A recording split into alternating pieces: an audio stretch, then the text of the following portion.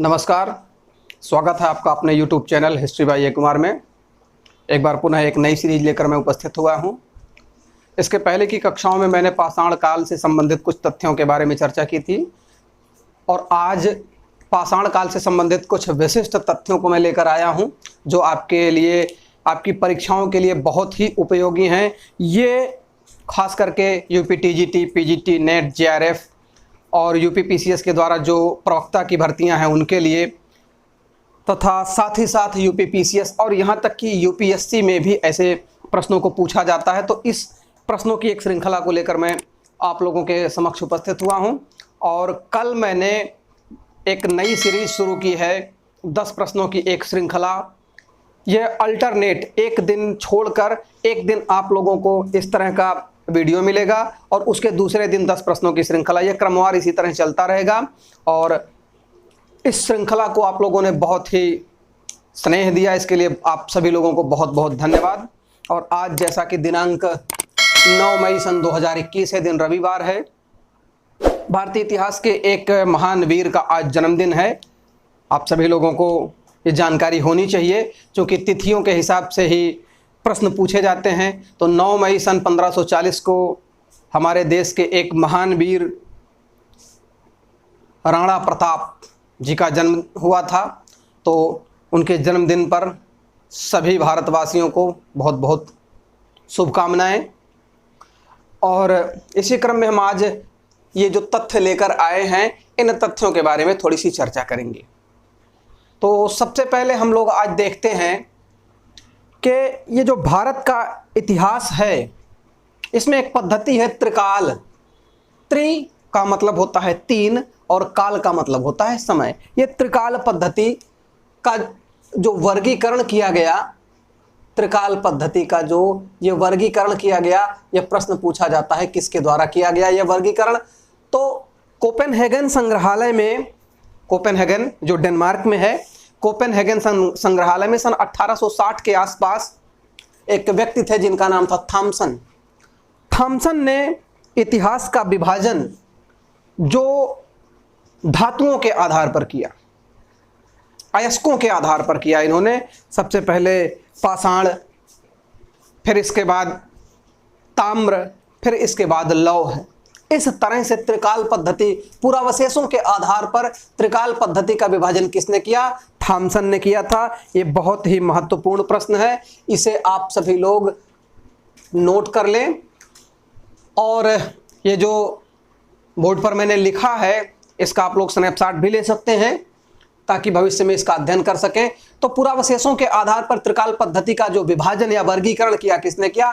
Thompson ने किया था 1860 में कोपेनहेगन संग्रहालय में। दूसरा एक और तथ्य, ये जो पाषाण काल है, पाषाण काल का विभाजन, क्योंकि हमारे यहाँ पाषाण काल का विभाजन जो है वह पूरा पाषाण काल, मध्य पाषाण काल और नवपाषाण काल के रूप में है। लेकिन एक विद्वान जॉन लुबाक ने इस पाषाण काल का सिर्फ 2 भागों में विभाजन किया था। यहां से कई बार आप लोगों से प्रश्न पूछा जाता है। यह प्रश्न क्या है कि पाषाण काल का विभाजन जॉन लुबाक ने कितने रूपों में किया था? तो सिर्फ 2 भागों में किया था। जॉन लुबाक ने पाषाण काल का विभाजन किसमें किया था? एक पूर्व पाषाण काल, ये देखें, एक पूर्व पाषाण काल और दूसरा नवपाषाण काल। ये 2 भागों में ही सिर्फ जॉन लुबाक ने विभाजन किया था, पूर्व पाषाण काल और नवपाषाण काल। लेकिन हमारे इतिहास का जो विभाजन है, पाषाण काल का जो विभाजन है, वो कितने कालों में है? 3 कालों में है। पूरा पाषाण काल, मध्य पाषाण काल और निम्न नवपाषाण काल।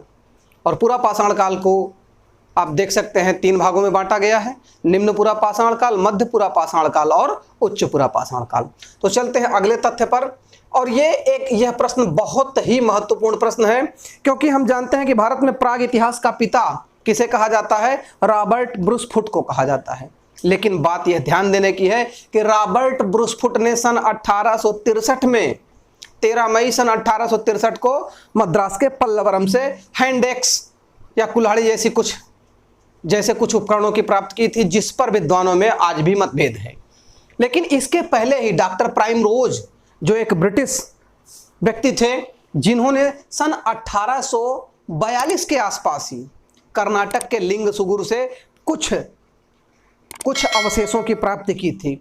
लेकिन अब किन कारणों से इन्हें प्रागैतिहास का पिता नहीं कहा गया, यह बात थोड़ी सी समझ से परे हो जाती है। लेकिन एक चीज ये ध्यान देना है कि डॉक्टर प्राइमरोज ने जिन उपकरणों की खोज की थी, जो उन्हें मिले थे, वे नवपाषाण काल से थे। इसी कारण ऐसा हो सकता है। वो कहां से थे?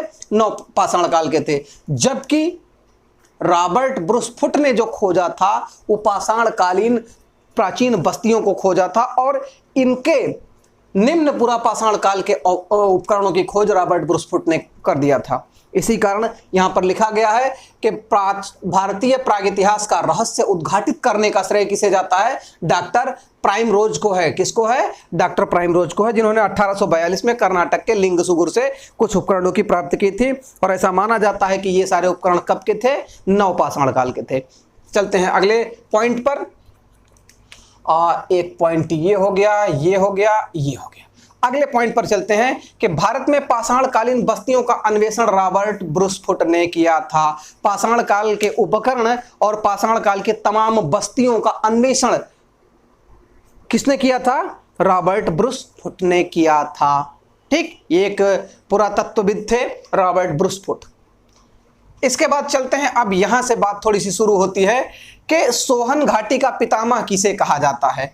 सोहन घाटी का पितामह किसे कहा जाता है, यहां पर हमें ध्यान देने की बात है। सर्वप्रथम सोहन घाटी का क्षेत्र, जो पाकिस्तान का जो क्षेत्र है जहां से निम्न पुरापाषाण काल के उपकरणों की प्राप्ति होती है, यहां पर सबसे पहले सोहन घाटी के क्षेत्र में उत्खनन का कार्य करवाया सन 1928 ईस्वी में। किसने करवाया? सन 1928 ईस्वी में D.N. वाडिया ने करवाया था।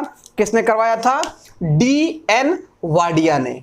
इसे ध्यान रखें आप सभी लोग, किसने करवाया था? D.N. वाडिया ने करवाया था सन 1928 में। इसी के कारण इन्हें सोहन घाटी का पितामह कहा जाता है। क्या कहा जाता है? सोहन घाटी का पितामह कहा जाता है। और इसके बाद अगला स्थान आता है किसका? इस पर चर्चा करते हैं। अगला स्थान आता है कर्नल U.R. टाड का। कर्नल टाड, जिन्होंने राजस्थान के राजपूतों के इतिहास के विषय में बहुत अच्छा वर्णन किया है, बहुत ठीक ढंग से राजपूताना का इतिहास लिखा है। तो कर्नल U.R. टाड ने सन 1930 ईस्वी में इसी सोहन घाटी के आसपास का जो क्षेत्र है, सोहन घाटी के आसपास का एक जो क्षेत्र है जिसका नाम है पिंडघेव। क्या नाम है? यह प्रश्न पूछा जाता है कि पिंडघेव का उत्खनन किसने और कब करवाया था? तो पिंडघेव एक स्थान है जो इसी सोहन घाटी के क्षेत्र में है। इस स्थान का उत्खनन किसने करवाया था? Colonel U.R. टाड ने करवाया था। कब? सन 1930 में। इन तथ्यों को बिल्कुल ध्यान में रखिएगा।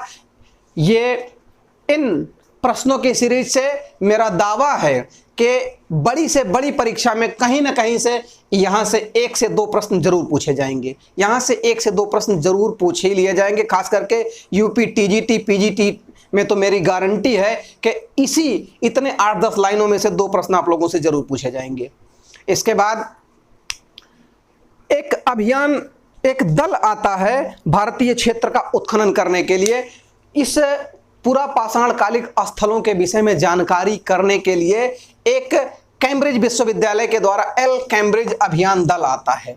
कब आता है? सन 1935 में एल कैम्ब्रिज अभियान दल जो आता है, यह एल कैम्ब्रिज अभियान दल जो है पाकिस्तान में सोहन घाटी से लेकर जो नमक की पहाड़ियां हैं, जिसे हम साल्ट रेंज कहते हैं, कश्मीर से लेकर साल्ट रेंज तक की खुदाई करवाता है। इस पूरे क्षेत्र पर अन्वेषण का कार्य करता है कौन? ये एल कैम्ब्रिज अभियान दल। कब आता है? 1935 में। एल कैम्ब्रिज अभियान दल के 3 सदस्य थे और इन सदस्यों के विषय में बार बार पूछा जाता है कि एल कैम्ब्रिज अभियान दल के सदस्यों के नाम क्या थे। ये कितने लोग थे? 3 लोग थे। तो एल कैम्ब्रिज अभियान दल 1935 में आया, जो कश्मीर से लेके पाकिस्तान के पोटवार पठार के आसपास तक और साथ ही साथ साल्ट रेंज जो नमक की पहाड़ियां हैं उनके पूरे क्षेत्र में अपना एक अन्वेषण कार्य करता है, जिसमें 3 सदस्य थे। पहले थे हेलमुट, पहले कौन थे? हेलमुट। दूसरे थे डी टेरा और तीसरे थे टी पीटरसन। इनका पूरा नाम तो इसमें एक टी और लग जाता है, टी पीटरसन लग जाता है।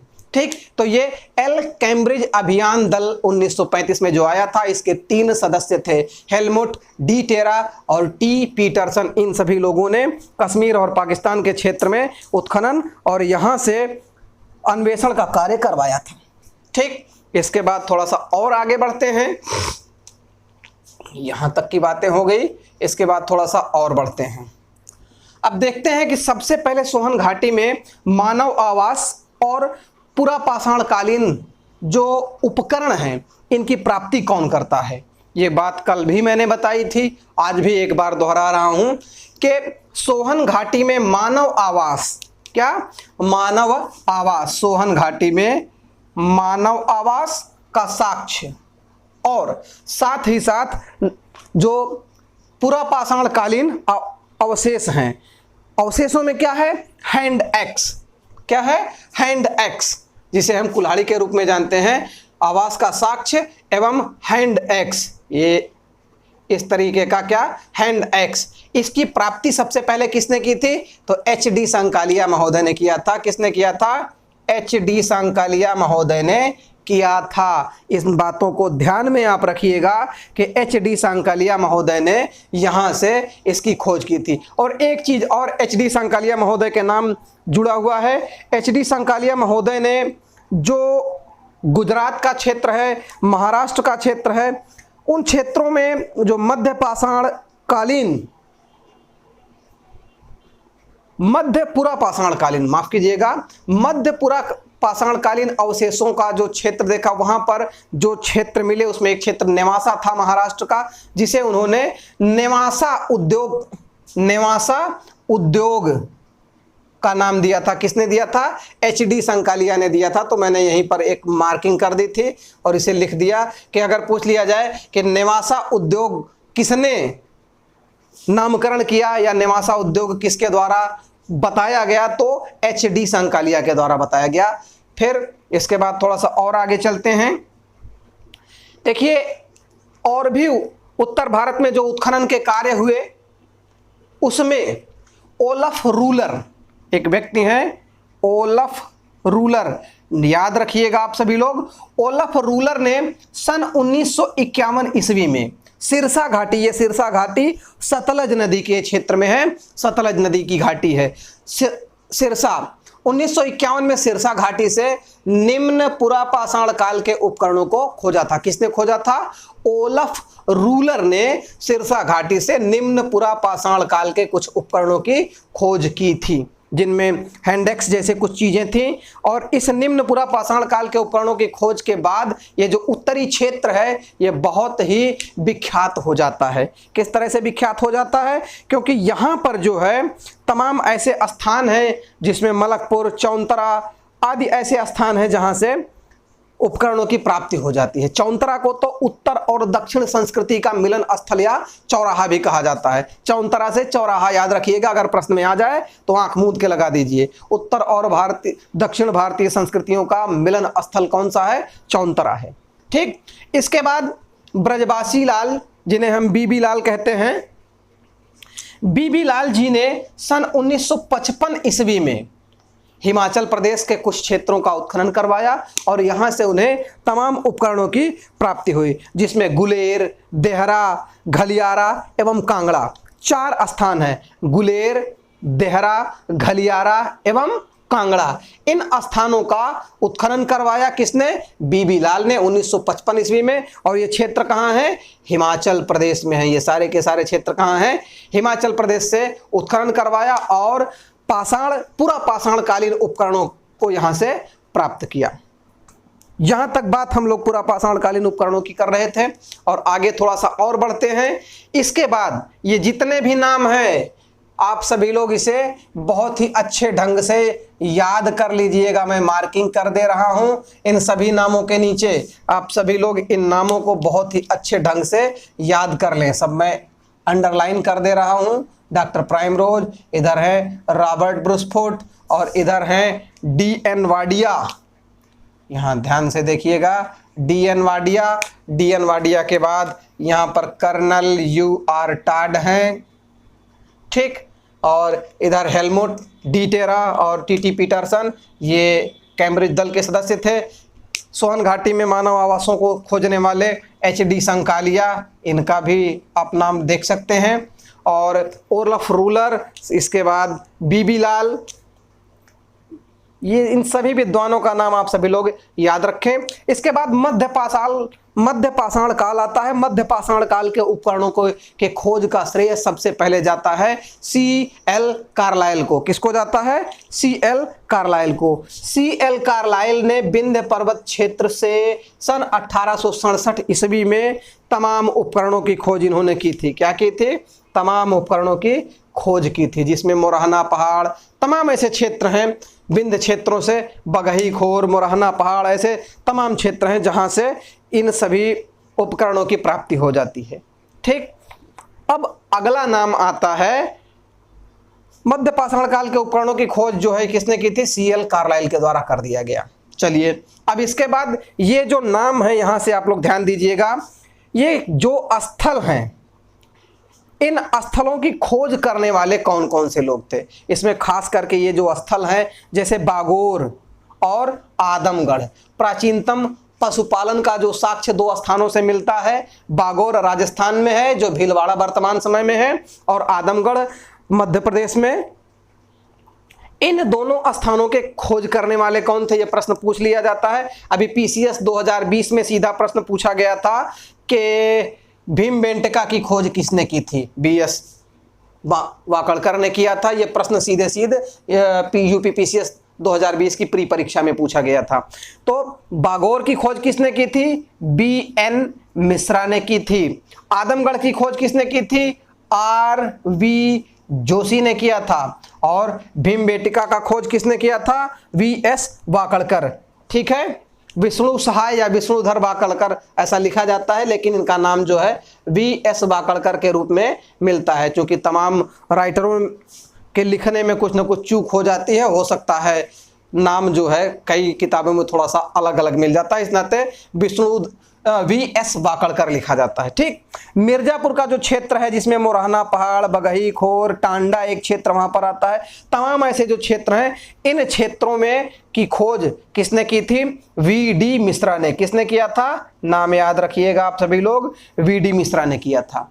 और इलाहाबाद का जो चौपानी मांडो है, मध्य पाषाण काल स्थल जहां से जंगली चावल के साक्ष्य आप लोगों को हमें मिले, इसकी खोज किसने किया था? VB मिश्रा ने। ठीक, अब यहाँ पर VD मिश्रा है और ये VB मिश्रा हैं। ठीक, ध्यान दीजिएगा। और सराय नाहर राय जो प्रतापगढ़ जनपद में पड़ता है उत्तर प्रदेश में, इसकी खोज किसने की थी? KC ओझा ने किया था। KC ओझा ने किया था, जहाँ से सराय नाहर राय, दमदमा, महदहा, ये तमाम ऐसे मध्य पाषाण कालिक स्थल मिलते हैं जहाँ हड्डी और सींगों के आभूषण मिलते हैं, 3 लोगों के एक साथ दफनाए जाने का साक्ष्य मिलता है। तो तमाम ऐसी चीज़ें जो हैं प्रतापगढ़ जनपद से मिलती हैं। तो ये सराय नाहर था। ठीक, इसके बाद कुछ और भी तथ्य हैं, और उन तथ्यों में कुछ जैसे मेहरगढ़ की खोज किसने की थी? मेहरगढ़ की खोज मैंने कल बताया था, फ्रांसोया बर्रिज ने किया था 1975 में। 3 स्थान और हैं जिन्हें मैं यहीं लिख दे रहा हूं। बुर्जहोम की खोज किसने की थी? बुर्जहोम जो जम्मू कश्मीर में है, यहां पर मैं लिख दे रहा हूं बुर्जहोम।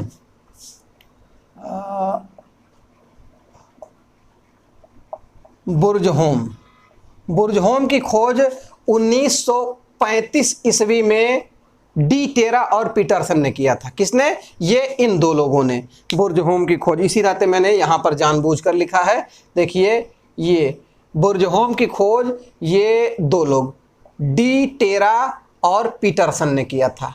इसकी बुर्जहोम की खोज डी टेरा और पीटरसन ने, इसे आप लोग ध्यान से देख सकते हैं, डी टेरा और पीटरसन ने किया था। गुफकराल का उत्खनन जो करवाया था वो AK शर्मा ने करवाया था, वो भी जम्मू कश्मीर में ही है गुफकराल। तो गुफकराल का उत्खनन किसने करवाया था? AK शर्मा ने कराया था। इन बातों को आप ध्यान रखिएगा। और 1867 ईस्वी में जॉन लुबाक ने कुछ नवपाषाण कालीन स्थलों की खोज असम के ब्रह्मपुत्र घाटी से किया था। कहां से किया था? असम की ब्रह्मपुत्र घाटी से। किसने किया था? जॉन लुबाक ने किया था। जॉन लुबाक ने यहाँ पर जो है कब कराया था? 1867 में, 1867 में। कहाँ से? असम क्षेत्र से किया था इन्होंने। कुछ नवपाषाणकालीन उपकरणों की खोज की थी। तो यहाँ तक ये जानकारी आप लोगों के पास जो पहुँची, इसे आप सभी लोग बहुत ध्यान से इसका अध्ययन कीजिएगा।